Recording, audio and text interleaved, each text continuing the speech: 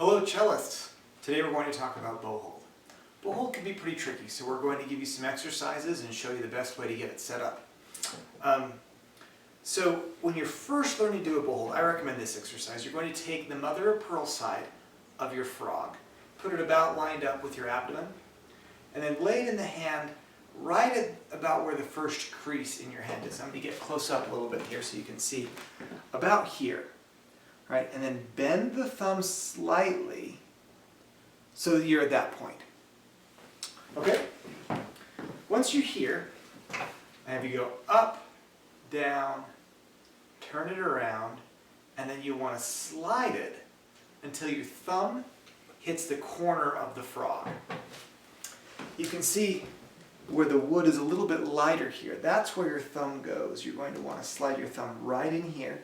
So once you've got this turned around, you slide the hand till it bumps up against the tip of that frog, sort of like it's a bumper. Okay? So again, you'll take the bow, frog side out, line it up with your abdomen, put it down across the first crease, bend that thumb ever so slightly. We can't have collapsed thumb. We're going to go up, down, turn it around, and slide it until that thumb bumps up against the frog. Now I call this a mouse house. There are lots of different ways to check the bow hold to make sure that it's what you want. I'm going to get a little bit closer again so you can see this up close. The frog, never want your thumb in here. We don't want it flat. We want this nice and bent. I call this my mouse house because there's a little front door about the size of a mouse, right? A back door right through here. 3 windows, 1, 2, 3, and a doorbell. Ding dong.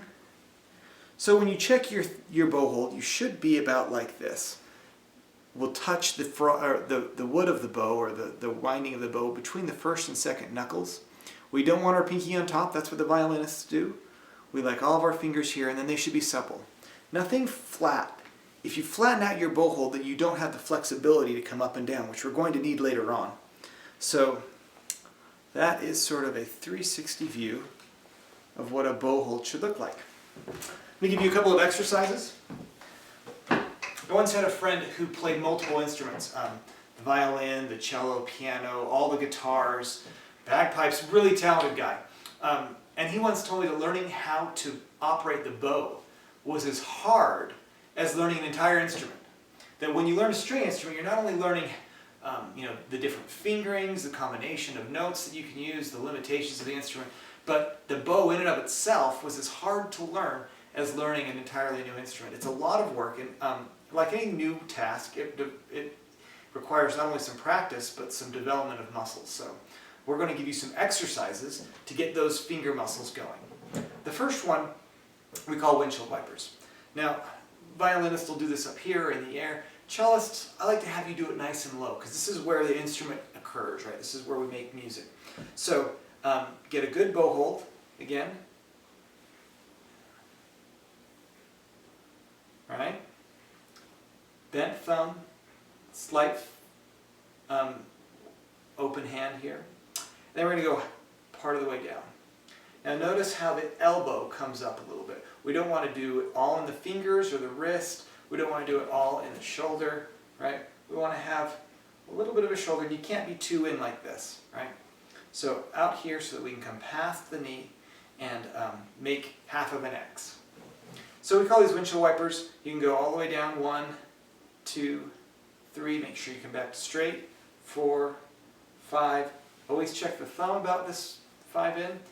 6, 7, 8, 9, 10. And again, watch for that elbow to show itself up a little bit. We want to learn how to rotate the shoulder.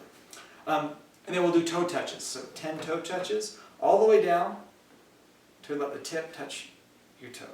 2, back up straight. 3, back up straight. Check that thumb. Check your fingers that we've not collapsed. Right? Want to stay pronated on the stick. 3, 4, 5, 6, 7, 8, 9, and 10. If you've got a nice bow, you may not want to thwack your foot, of course. They're very fragile, especially right here at the top. So that's your first bow exercises.